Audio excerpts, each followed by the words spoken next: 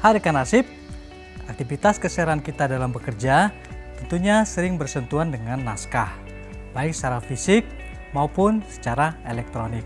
Dan setiap naskah yang tercipta akan menjadi arsip bagi organisasi maupun perseorangan.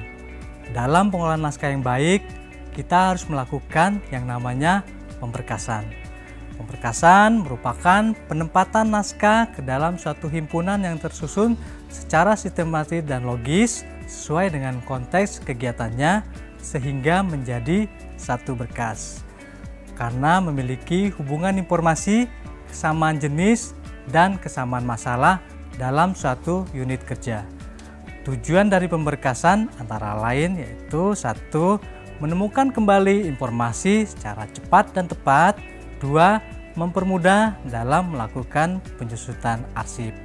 Pemberkasan yang terbaik adalah jika bisa menyusun berkas berdasarkan runutan yang bercerita dari awal sampai akhir kegiatan. Adapun bahan-bahan yang dibutuhkan dalam melakukan pemberkasan antara lain 1. Map folder, 2. Map gantung, 3. Guide atau SCAD yang terdiri dari 3 yaitu SCAD primer, SCAD sekunder, dan SCAD tersier. Yang terakhir yaitu filing kabinet. Pedoman dan cara pemberkasan di lingkungan Kementerian Keuangan mengacu pada Peraturan Menteri Keuangan Nomor 196/PMK.01/2019 tentang pedoman kearsipan di lingkungan Kementerian Keuangan, di mana di dalamnya tercantum klasifikasi yang digunakan dalam melakukan pemberkasan. Untuk lebih jelas, mari kita simak penjelasan dalam video berikut.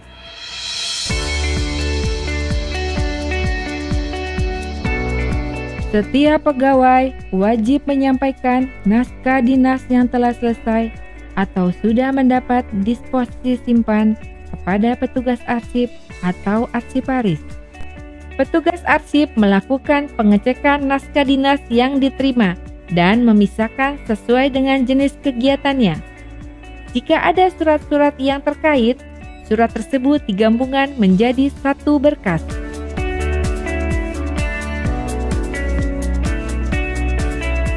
Petugas arsip harus menentukan kode klasifikasi arsip dari setiap naskah dinas yang diterima sesuai dengan ketentuan yang diatur dalam Peraturan Menteri Keuangan Nomor 196 tentang Pedoman Kearsipan di lingkungan Kementerian Keuangan.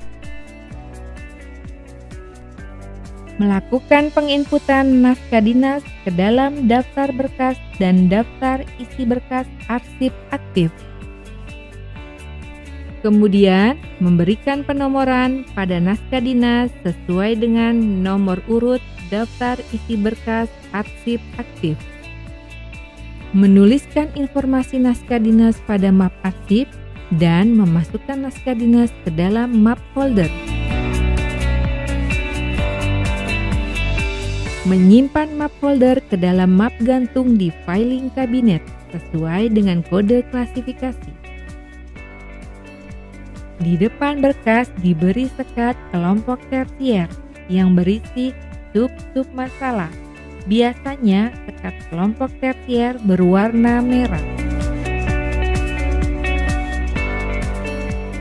Di depannya lagi diberi sekat kelompok sekunder yang berisi sub masalah. Sekat kelompok sekunder mempunyai tab di tengah atau lebih ke kanan daripada sekat kelompok primer. Di paling depan diberi sekat kelompok primer. Sekat ini mempunyai tab pada ujung kiri. Kelompok primer ini berisi pokok masalah. Biasanya sekat kelompok primer berwarna putih. Sekat atau guide merupakan petunjuk dan pemisah antara kelompok masalah yang satu dengan kelompok masalah yang lain, sesuai dengan pengelompokan masalah pada klasifikasi arsip.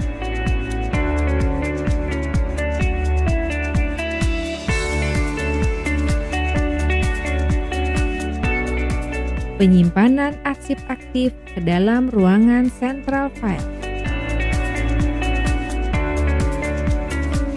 Untuk mengetahui lokasi penyimpanan naskah dinas, petugas arsip dapat mencari naskah dinas yang akan dipinjam di dalam daftar berkas arsip aktif. Melakukan pengambilan naskah dinas. Menuliskan informasi naskah dinas yang akan dipinjam meliputi jenis arsip, jumlah peminjam, dan tanggal peminjaman pada lembar out indikator. Lembar out indikator dimasukkan ke dalam map gantung sebagai pengganti map folder yang dipinjam. Menuliskan informasi peminjaman di kolom keterangan pada daftar berkas arsip aktif. Nah, rekan arsip, demikian telah kita saksikan penjelasan mengenai pemberkasan. Semoga video ini bermanfaat. Apabila di unit tempat rekan arsip bekerja, proses pemberkasannya masih belum memenuhi kaedah dan standar pedoman kearsipan, maka mulai saat ini berbenah menuju pemberkasan yang lebih baik agar memudahkan dalam proses temu kembali dan proses penyusutan. Demikian, terima kasih.